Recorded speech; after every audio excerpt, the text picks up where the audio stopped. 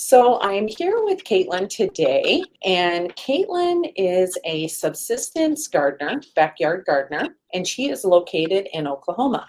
She has been growing lots of different vegetables, herbs, and fruits for the past 4 years. And she has a wealth of knowledge when it comes to sustainability and backyard gardening.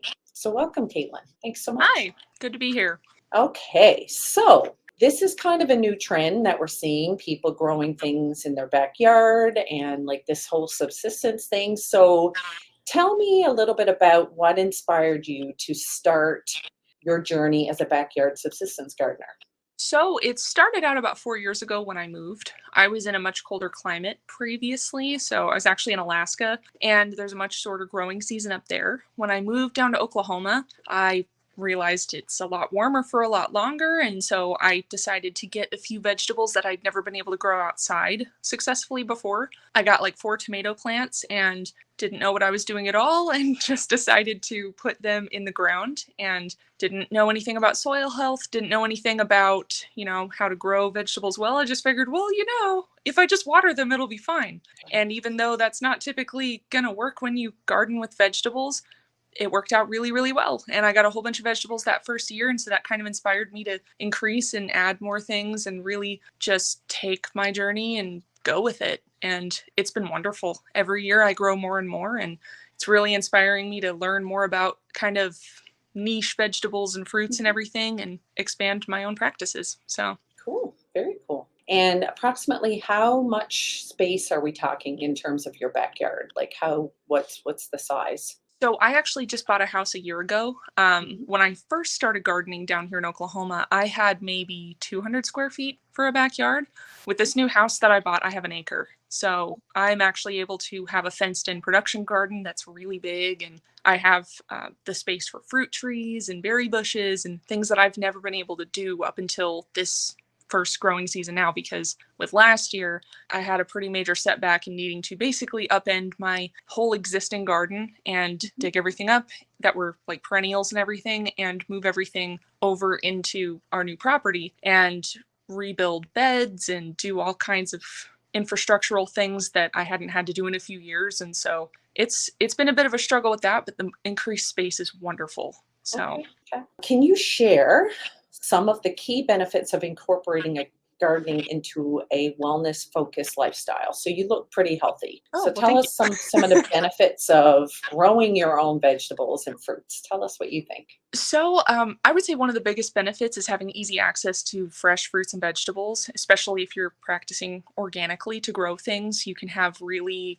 good for you food available in your backyard, or if you have even just a patio, you can grow fruits and vegetables on something like that. And I mean, I live in a really rural area of Oklahoma where the closest stores to us are a Dollar General and a place that gets their produce secondhand from Walmart, which is about 20 minutes drive away. And Mm. which isn't awful, but the Right. quality of your produce at Walmart really isn't super great either. So, when you live in a rural place like I do and you don't have as easy access to be able to go to the store 5-10 minutes down the road and just get whatever you need, being able to go out to your backyard and pick whatever fruits and vegetables you might want, herbs, even edible flowers, things like that to add into salads and everything. Like, it's really, really convenient, and it can make eating healthier so much easier because sometimes it's also very cost prohibitive for people to go to the Mhm. store and buy a bunch of fruit, Right. vegetables that are, organic and getting more Right. expensive by the day. So, Right.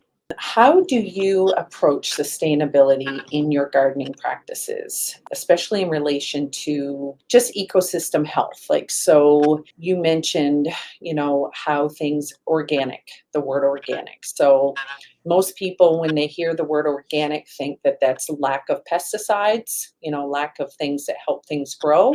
So what's your approach in that? Like, how is your garden set up to help, with a better ecosystem?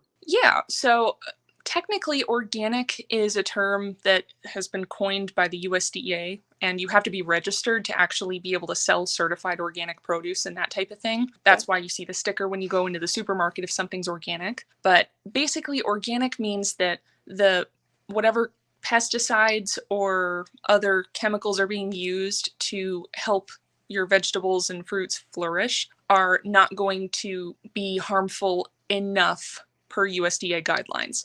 And so what I like to do for my sustainability practices, I try to practice as organically as possible, is not use harsh chemicals or things that can leach into the soil and be uptaken by the root systems of the plants that I'm getting fruits and veggies from.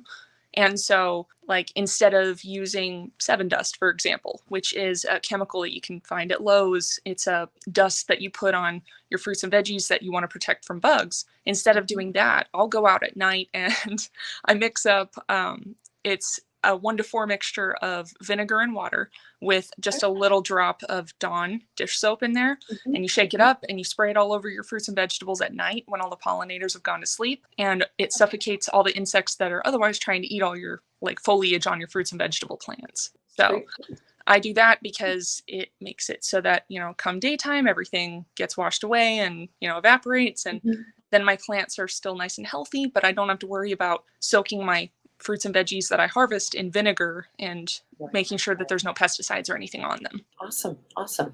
And what about like for water? Like how do you have a special way of watering things? Like is it like a recycled? I know that you have a pretty extensive system in terms of watering, and in Oklahoma and some places where water is an issue, like is it like a recycle system that you have or? So in Oklahoma, it gets really hot, and we don't so much have a water issue like California does, as much as we just have things being so hot that everything evaporates pretty quickly issue. And our soil's really clay heavy. So if you're using soil in the ground, then that water just evaporates right away. So what I like to do is I mulch really heavily around all my plants. That way that helps retain a lot more water in the soil, so you're not having to water as heavily every day. As well, with the systems that I have to water my plants, I have a soaker hose and drip irrigation system set up with timers in all the different areas of my yard. Now, with the house that I bought, it has one hydrant for the entire property. I don't have spigots off my house. I don't have anything crazy like that. So I've gotten really good at using splitters on my one hose that I have the hookup for. And so I use my little 4-way split and I'll put timers on those, and I have everything being watered on those timing systems, and it sets it so that a certain number of times a day for a certain amount of time, whether it's a soaker system hose system there, or if it's a drip system going to my vegetables, everything has certain amounts of time that the water is on for. And so with the mulch protecting everything, the amount of water I use is a lot less, because then, it'll go, and then the mulch acts like a big blanket to keep everything nice and moist under that. Like it's about 2 to 3 inches that I'll use of mulch on all my plants. Interesting. What a great idea. Idea. And eventually I want to do rain barrels off of the, guttering system, but we don't actually have gutters yet for our house. So once we get that, then we can recycle and use more things like that too. So. Awesome. That's a great tip. That's great. With the mulch. Wouldn't have thought of that. Can you share with us some of the common misconceptions about backyard gardening now that you've encountered? Like, a lot of people don't have an acre of land, I guess. So like, is it that anybody could do this, or do you need a certain amount of space? What are your thoughts in terms of like when people find out you do so much gardening? What are some of the things you have to kind of explain? Yeah, so I mean, one of the biggest misconceptions is that you have to have a ton of space in order to basically homestead, to grow enough of your own food for a whole year. And so definitely starting out, it's actually better sometimes to have less space, because, you don't need to have a ton of space to grow initially. A big thing that I was able to take advantage of when I had a smaller backyard was vertical gardening. And so vertical gardening is something where instead of, like, say if you're going to grow a squash plant, whenever you think of squash plants, like something that comes into my head is like pumpkins. Pumpkins, you'll see big pumpkin patches out there where people grow them on the ground. They typically per plant require 16 square feet each. And so that's a lot of space that you need to grow something like that. But you can also take a pumpkin and stick the plant in a 10-gallon bucket and grow it up a trellis. And then it only needs however much space that bucket takes up. So and that goes for any squash. You can really take advantage of vertical gardening by growing upward and taking advantage of all of that volume that you have above the ground to fill in all that space with vegetables. So like I really like growing up cattle panels because they're only about $30 each where I live, and then you just get the T-posts to make sure that they stay in that nice little archway pattern. And I just grow beans, cucumbers, melons, tomatoes, squash. I grow all kinds of things up it, and then everything grows over the side. And in the case of tomatoes, you would have to tie everything up, but all those other plants will just grab onto it and they take off on their own. And so it saves a lot of space when you don't have to just you don't have to garden horizontally in that way. Right. Interesting. That's very cool. Okay, so I know you work a full-time job. Yes. Correct. Yep.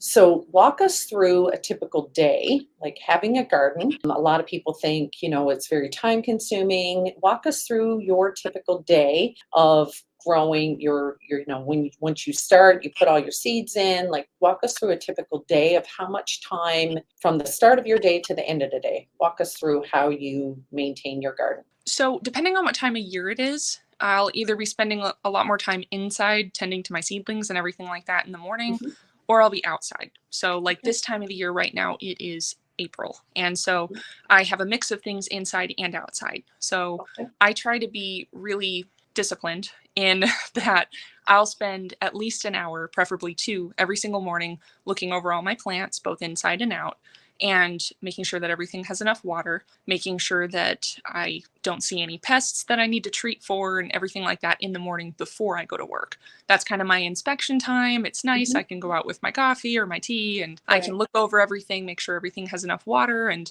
I can go from there. Now in the evening, that's where I have to do a lot of my battling of the pesticides and everything, because as I had mentioned earlier, you don't want to spray pesticides of any kind, whether they're organic or not, while there are pollinators out. They like to be out during the daytime. So usually I will start with, making sure everything looks good and taking notes for anything I need to take care of later in the day, go to work, come home. I'll usually go right outside because this time of the year, it's still nice and sunny out, so I can go and enjoy the evening and look at everything again, see if there's anything that I missed earlier in the day. And then once it gets dark, I'll usually put a headlamp on and go to war. So this time of year, I'm having a lot of issues with earwigs with all my garden beds around my house specifically, because they really, really like to eat my flower leaves. And so I'm having to do a lot of taking my vinegar with my Dawn and my water and spray all my plants down, because it also rains a lot this time of year. And as soon as as soon as that mixture gets washed off the plants, they decide that it's buffet time again. So I have to be very, very disciplined, making sure that I don't let things fall behind, because this is also the time of year where all of the seeds have fallen off of all the plants that get blown around in the wind. And so all my beds are starting to get lots of weeds in them. If you go every single day and you just pick a little bit at a time every single day, then it's not nearly as big of an issue as if you waited till everything starts getting big and then you have to pull big plants out and be careful of the other plants that you have in the ground. Right. Awesome. So morning and night. Yes. Daily routine. There's different tasks that have to be done different times of the day. And then weekends are usually spent doing bigger tasks. Like I've spent the last month trying to fill in garden beds with soil. And I'm going to spend probably next weekend moving mulch on top of everything, because I decided to increase the depth of my raised beds with my cinder block perimeter this year. And so that requires a lot of physical effort that I can't really do during the work days. So I'll save that type of big work for the weekends when I can, put some shorts on and go crazy. So Awesome. A lot of work. Sounds like. Yes. It's very physical. If you're not careful with your body mechanics, then you can definitely hurt yourself if you're doing big things like that. So keep your core tight, keep your back straight, but lift with your knees. Those are important things to do when you garden. All right. So what advice would you give someone who is interested in starting their own backyard garden? So I would say start small. Like if you have maybe 1 or 2 vegetables that you really, really enjoy, just grow 1 or 2 plants of each of those. learn everything you can about the plants before the growing season. So maybe take that winter to look on Pinterest or Google, whatever source you want to use. Learn everything you can about the growing cycle of that plant. Learn about the pests that plague it most. Learn about bacteria and fungi that, might be harmful to the plant, and figure out how much water it needs. And then when you start, just grow a few. If you grow a few plants, then you can put all your effort into making sure that those few plants live and live well. They'll be more productive because you won't have nearly as many other things grabbing your focus. And then if you're successful with all that, you feel really jazzed up, take a few more plants. Maybe learn about some companion plants for those plants that you grew the year before and add those into your garden. If you like other vegetables, maybe rotate out and put those new vegetables where you put the other vegetables last year, and then put the other ones that you want to grow somewhere else. That way you don't have to worry about the same pests and the same bacteria living in the soil and harming your plants worse the next year. Start small and add on as you go, because you don't want to take more than you can handle in the first year. It can be really discouraging. Like in my second year of gardening, got a little too big for my britches. And so, as I mentioned, I had like 4 tomato plants to start. The second year, I was like, I know what I'm doing. I can do all of that, no problem. So I grew 50 tomato plants. And by mid-season, I was done with it. I could not even think about going outside most of those really hot days in the summer, because it wouldn't have just been 4 plants. It was 50. And that's with tomato plants, you have to prune, you have to, make sure that you do all the weeding, you have to check for all the pests that might be attacking them. A lot of work. And if there's so many that you don't want to, then you're really going to miss out on all the produce that you could get from those plants. Like I got more produce from my plants that first year, only having 4 of them, than I did the second year, because a lot of me gave up. And so you don't want it to be something where it's discouraging to the point where you don't garden. Right. So that leads me into, what are some of the favorite things that you have grown? Give us some advice on things that you have found to be either like to start out, I guess, to make people help them. That's what I'm trying to say. Like for the encouragement of gardening, like what are some of the things that you think are easy and maybe good to start with that aren't too complex? Like what are some of your favorite things to grow where you're like, you know what, if you want to just start somewhere, start with this. What would you recommend? Yeah. So I think that some of the easiest plants to start with, and now this is just me, everybody has one plant that, they try to grow and it's just never going to happen. So take that with a grain of salt. But I think that it's really easy to grow lettuce and beans. I mean, you can put bean seeds straight in the soil and just watch them go nuts. And they like to grow up things. So if you have like a fence line that, it has something to grab onto, or if you can put a lattice or some type of trellis up, like you can just watch those things go crazy. Same thing for peas. Those are easy, cool weather plants to grow. But beans are easy, peas are easy, lettuce is easy. I mean, all those things are really nice to start with, because it's one of those things where they also grow really fast. So there's, pretty fast reward to the work that you put into that. Now, I love tomatoes, and that's something I'm always going to grow in my garden. There are different types of tomatoes that you can start with. And if you're not really sure how much work you can put into your tomatoes, I would honestly suggest starting with what's called a determinate tomato. There's 2 different types of tomato plants, and the determinate kinds are the bush kind. And so they don't require nearly as much trellising and support like their indeterminate cousins. They basically just keep growing taller and taller and taller all year. They'll be falling all over themselves if you don't help support them. And especially if you live somewhere windy like here, that takes a lot of work to make sure that they don't fall over. So if you start with something like a Roma tomato, then that's going to stay pretty short and bushy. You can use those tomato cages that they sell at like Lowe's and Home Depot that are like the 3 circles, and you can stick that around it. And for the most part, those will probably hold it up all season long. And, so those are also really good tomatoes for saucing. So if you're trying to make tomato sauce or do stewed tomatoes, then those are the best ones to use for that. But there's lots of different things I really like growing. Those are just the easiest to start with if you don't have a whole lot of experience with daily gardening, because you don't have to check on lettuce every day. You don't have to check on beans every day. You can just go out when you want food, basically. Okay. Good to know. Have you faced any challenges or setbacks in your gardening? You mentioned that you kind of started small and then expanded and tried to do too much. Would you consider that a challenge, or what else kind of can you share in terms of Yeah, challenges? I would definitely say my patience is the biggest challenge that I face because I just get so excited about things. There are so many different fruits and vegetables out there to grow. There's so many herbs and flowers to grow in tandem with all those fruits and vegetables that I just want to grow everything. And Mhm. so my patience has been one of the hardest things to combat because I mean if it were up to me, like I'd be out there spending every cent that I don't have buying beds and putting soil in those beds and growing so many different things, but like I have to be very realistic on what I can do since I work so much.